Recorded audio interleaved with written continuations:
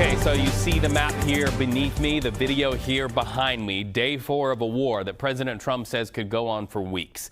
In and around Iran, tensions only grow more intense by the moment.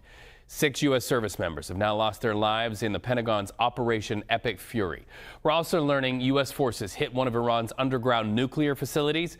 U.S. and Israeli missiles also hit several targets in the capital city of Tehran today.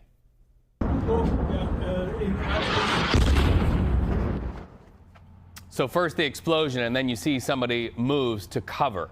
Iran returning fire, hitting the U.S. Embassy in Riyadh, Saudi Arabia. At this hour, the embassy is closed. People are urged to stay away. In fact, embassies in Beirut and Kuwait also ordered to shut down today. Now, for those reasons, the U.S. State Department has a message to Americans who are living in 14 Middle Eastern countries, and here it is. Get out for your own safety. In fact, in a social media post, the State Department listed phone numbers to give Americans ways to evacuate. President Trump took questions from reporters today for the first time since the war began. He was asked about the chaos that travelers in the Middle East are facing. Listen. It happened all very quickly. We thought, and I thought maybe more so than most, I could ask Marco, but I thought we were going to have a situation where we were going to be attacked. They were getting ready to attack Israel. They were getting ready to attack others. You're seeing that right now. And a lot of those missiles that are hitting in, those are stationary. Those were aimed there for a long period of time at these other countries. So I think I was right about that. We attacked first.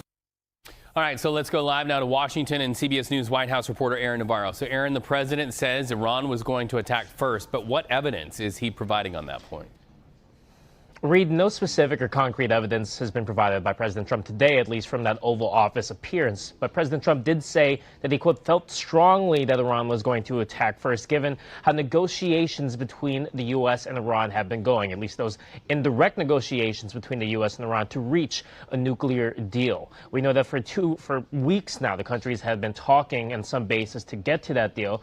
And President Trump today said at one point, if anything, he might have forced Israel's hand and not the other way around, but that the countries were prepared regardless for strikes. Now, this does run counter to what Secretary of State Marco Rubio said on Capitol Hill yesterday, where he said that the Trump administration, the White House, was aware that Israel was about to attack Iran, had known plans about that, and due to expected retaliation from Iran on U.S. bases in the region, the U.S. had to strike preemptively.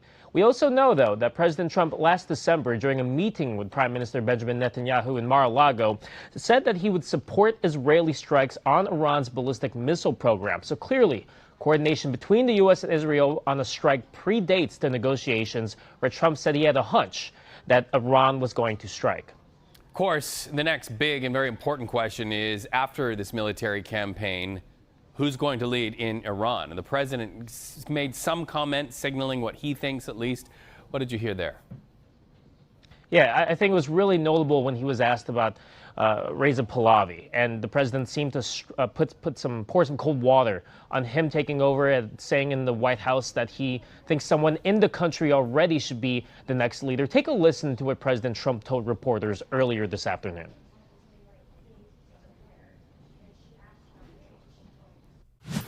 I guess the worst case would be we do this and then somebody takes over who's as bad as the previous person, right? That could happen. We don't want that to happen. That would probably be the worst. You go through this and then in 5 years you realize you put somebody in who is no better. So we'd like to see somebody in there that's going to bring it back for the people. And we'll see what happens with the people. You know, they have their chance. And we've said don't do it yet. If you're going to go out and protest, don't do it yet. It's very dangerous out there. A lot of bombs are being dropped. But I would say that would be about the worst. Do you have someone in mind right now? Because you said all the people you did have in mind have been taken out. What do you Well, most of the people we had in mind are dead. So, you know, we had some in mind from that group that is dead. And now we have another group. They may be dead also. Reza Pahlavi, is he an option at all in your mind? I guess he is. Some people like him, and we haven't been thinking about too much about that.